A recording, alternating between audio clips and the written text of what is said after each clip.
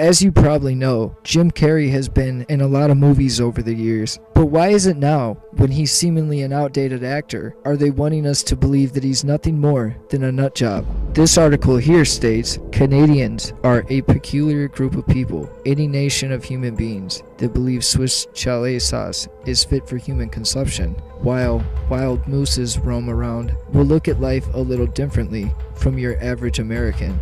Their celebrity imports haven't been that bad over the years, with Jim Carrey being one of their most notable. But to be that bizarre for so long, without altered states of consciousness, inspired by drugs, is a trick even Chris Angel would have trouble pulling off. And maybe it's time for Jim to find his second career wind in the city of sin and has-beens. The elderly, eager to be entertained, and lights in Las Vegas are waiting for you, Jim. Your most recent interview sealed your fate. Pretty tough critic there, wouldn't you say? And we will get to the interview that the article is talking about, but I want to talk about another interview first. This interview, from way back in 1994, didn't really mean anything at the time, but is now causing Jim Carrey to face the wrath of the Illuminati. Please say hello to Jim Carrey.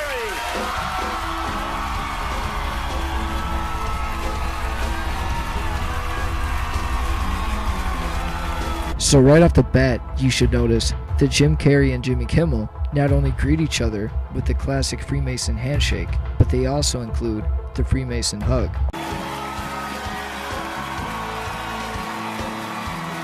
Next thing that you should notice is Jim Carrey's shirt that says, "I need more space." Now, if you aren't familiar with Jim Carrey's stance on the moon landing, here you go.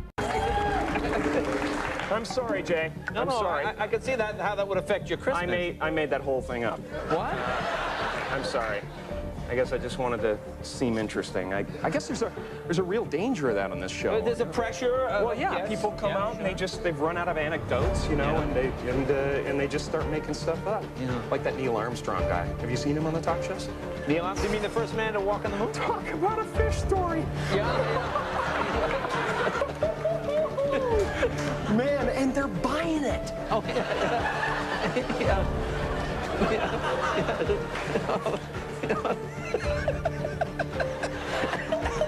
Make no mistake about it, the only joke Jim Carrey just made was at the expense of any American that believes the globe model is accurate, and Jay Leno could barely contain himself from laughing at all of us. Man, and they're buying it. Oh, yeah.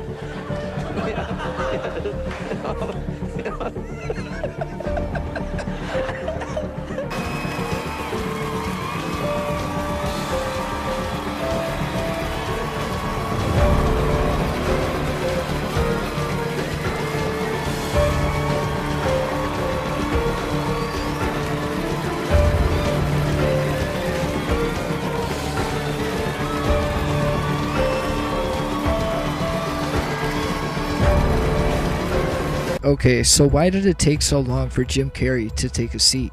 Well, if you notice, it's almost like he was waiting for an invitation. And I'm sure not a lot of people know this, but one of the rules to being a Freemason is, brethren, do not take a seat in the east without an invitation, even if all other seats are full. Why? While all brethren within a tiled room are equal to one another, and the officers are servants of the brethren. All lodge officers have worked and studied long and hard for their lodge.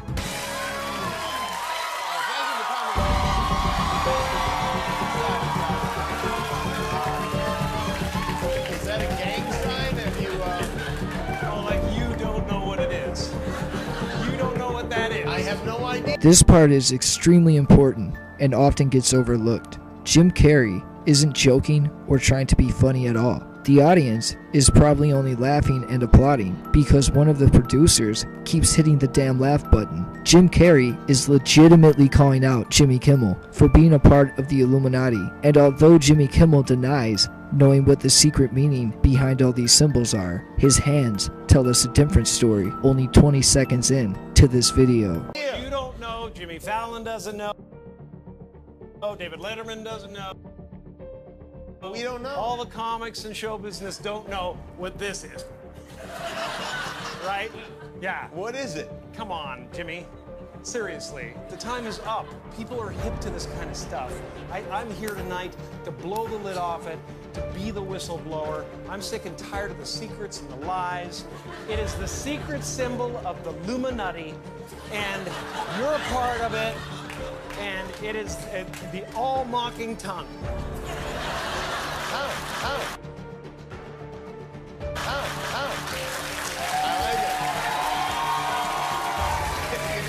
It's the symbol of the all-mocking tongue. And I'm sick of it. I want everybody to be in on the joke, man. You know what I mean?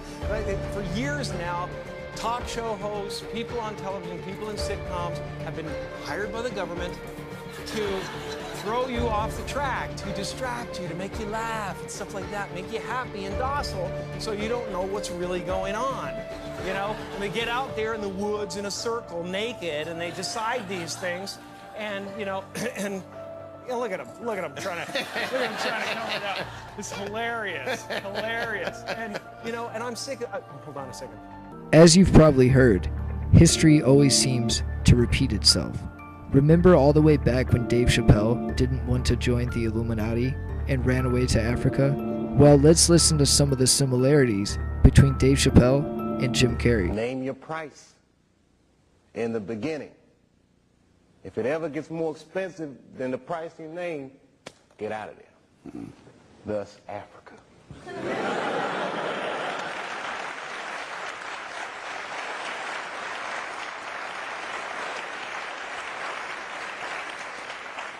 Oh, man. Yeah, oh, you guys are going to learn a lot tonight. What can they learn? You know, like, you guys are students now, so you're idealists, but you don't know about what art and corporate interests meet yet. Just prepare to have your heart broken. Like, in a way. You see him laughing, that evil laugh?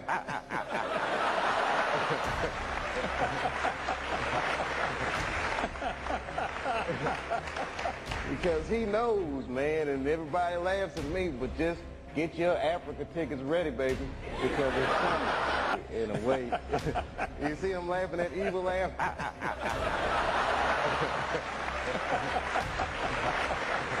Because he knows, man. And, you know, and you know, look at him trying to come it out. It's hilarious. You know what they're trying to do? Who? This thing is buzzing. Hold on. They're trying to turn us into, you know, consumer drones of some sort. Hold on, I just got to get this. And, yeah. Yeah, listen, I'm in the middle of blowing the lid off some... What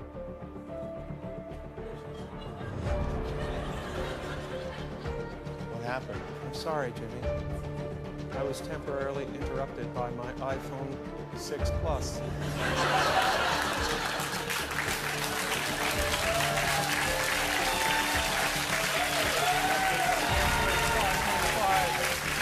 That's a big one, huh? 5.5 heads-up HD display. I think what I was really trying to say was I think people will really enjoy Dumb and Dumber this weekend. And that is what I thought you were They should all go to the theater. They should all go to the theater tomorrow and see it. They should. Because we could use a good laugh. Ha, ha, ha, ha, ha.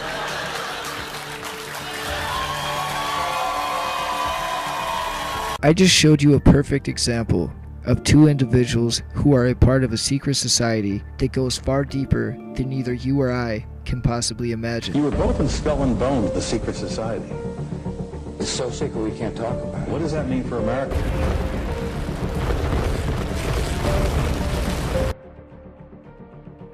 The first impossibility is a real airplane couldn't have sliced through a building with a steel facade with reinforced concrete flooring. What does that mean for America? But the second impossibility is in plain sight. In fact, I can't believe it took me over 12 years to see. Let me show you a still of this video. I've highlighted a building that's clearly behind the South World Trade Center tower. Yet when we pay close attention to the video, Flight 175's wing should appear in front of the building, not behind it. This is a layering CGI glitch, and this proves that this video, which was seen all over the world, over and over and over again, year after year, is a CGI rendering From my close-up inspection, there's no evidence of a plane having crashed anywhere near the Pentagon. What does that mean for America? Every nation in every region now has a decision to make. Either you are with us or you are with the terrorists.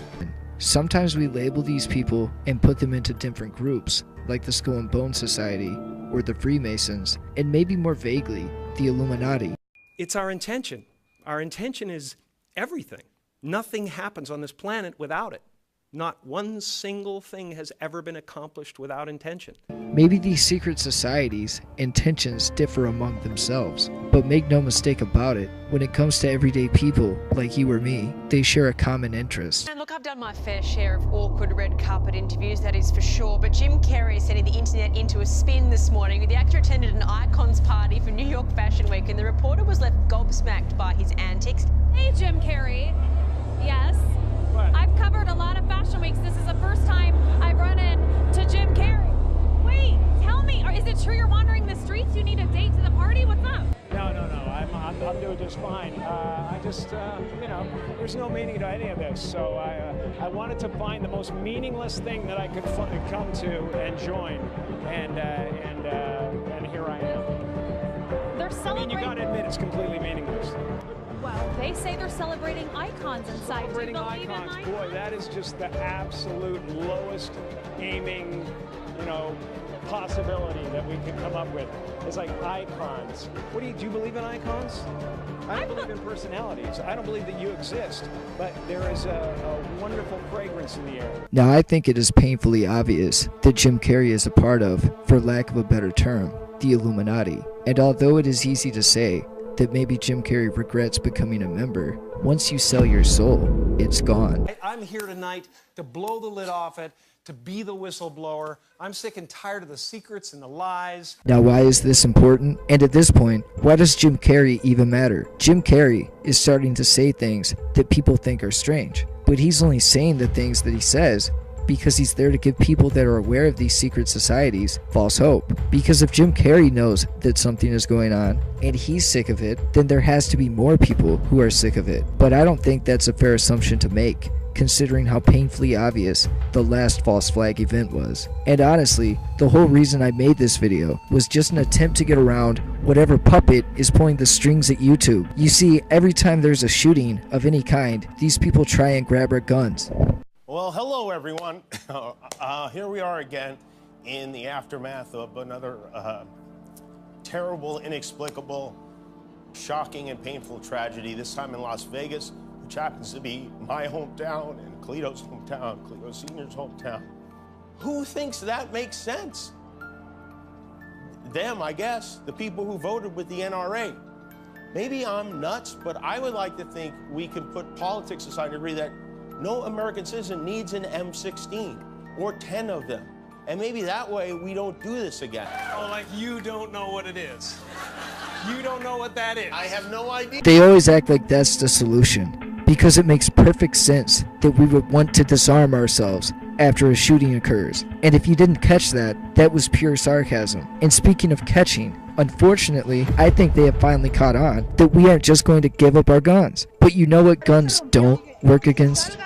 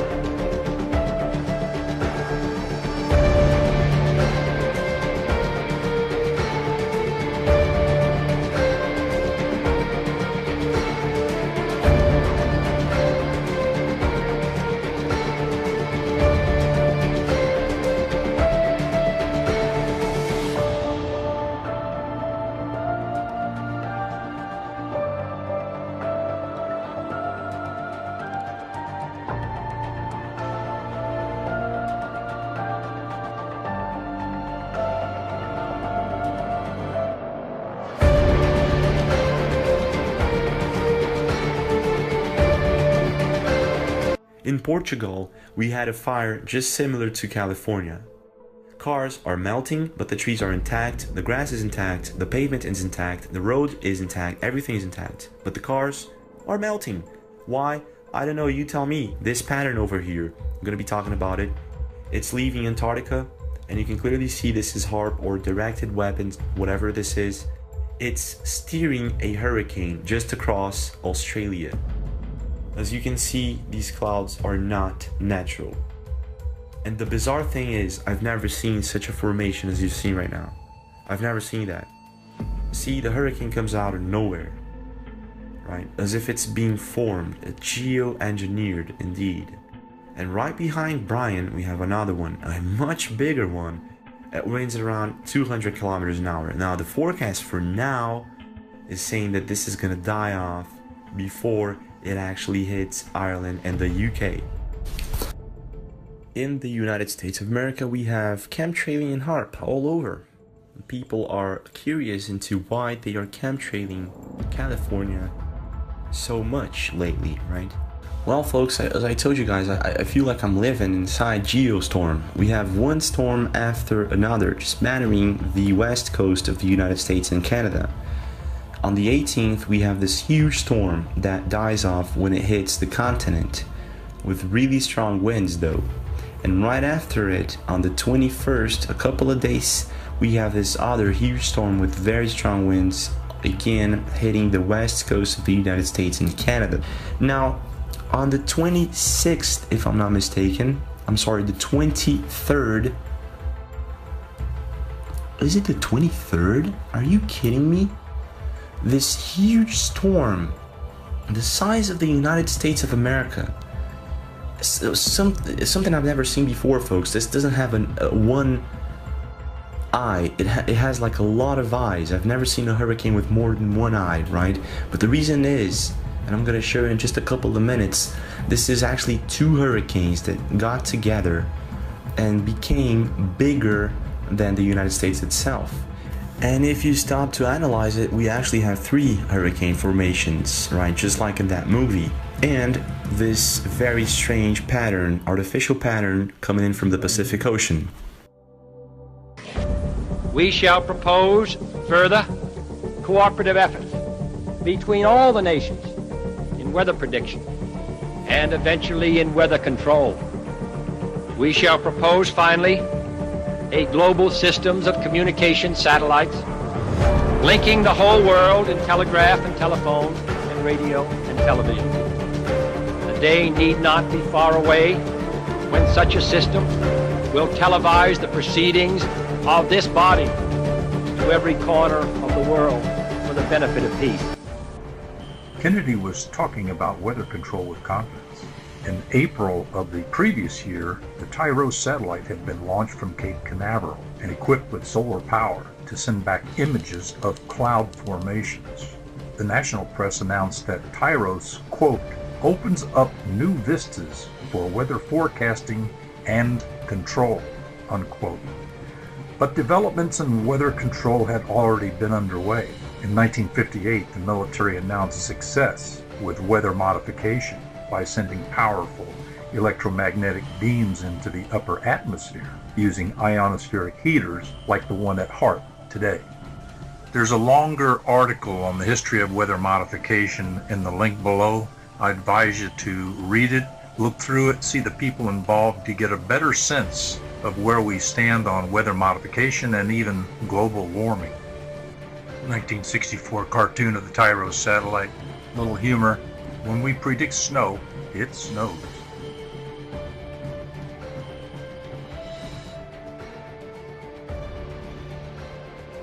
As much as the everyday person doesn't want to admit to it, the government has actually been capable of controlling the weather for quite a while now. And maybe it's just me, but I definitely don't think that they are trying to put the fires out in California. After all, they are the ones who more than likely started them. I guess time can only tell us if this massive hurricane is going to hit, but I have a feeling this will be the card that we are dealt.